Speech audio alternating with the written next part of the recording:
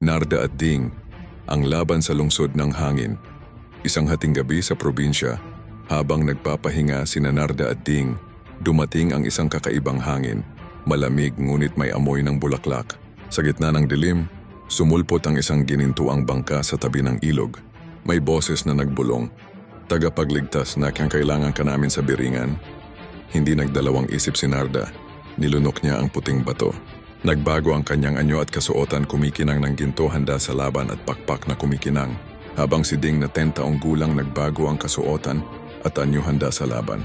Kasabay nito, lumipad siya hawak. Si Ding, patungo sa bangkang ginto, lumulutang sa ere. Sa pagpasok nila sa lungsod ng Biringan, nakita nila ang mga palasyo na gawa sa liwanag at ulap. Ngunit tila may anino na bumabalot dito. Sinalubong sila ni Leandro, isang tagapag-ingat ng hangin. "Narda, Ding, sinalakay kami ng mga nilalang mula sa pintuan ng dilim. Sinisipsip nila ang hangin ng lungsod." Habang iniimbestigahan, lumitaw ang mga halimaw na gawa sa usok at anino. Lumipad si Narda. Mabilis na tinamaan ng kanyang mga suntok ang mga nilalang.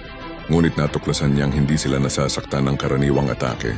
Si Ding naman ay nakakita ng kakaibang kristal na puno na nawawala ang ningning nito.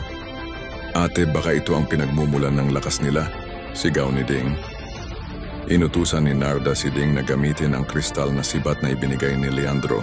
Habang nilalabanan ni Narda ang mga halimaw sa himpapawid, tinamaan ni Ding ang punong kristal. Pumutok ito ng liwanag na nagtaboy sa mga nilalang at nagbalik ng sigla sa lungsod. Noon pinasalamatan sila ng mga tagapag-ingat ng hangin. "Narda, Ding, hindi lahat ng laban ay sa lupa. Minsan nasa hangin din." Binigyan sila ni Leandro ng perlas ng Biringan, tanda ng pagkakaibigan at paanyaya na bumalik kung sakaling kailangan muli. Pagbalik nila sa baryo, nagingitian ang magkapatid. "Ate, next time, baka sa pintuan ng apoy naman tayo mapunta," sabi ni Ding. Ngumiti si Narda. "Handa tayo sa kahit anong laban." Nagustuhan niyo ba? Comment lang po. Saan niyo gustong pumunta si Narda at Ding?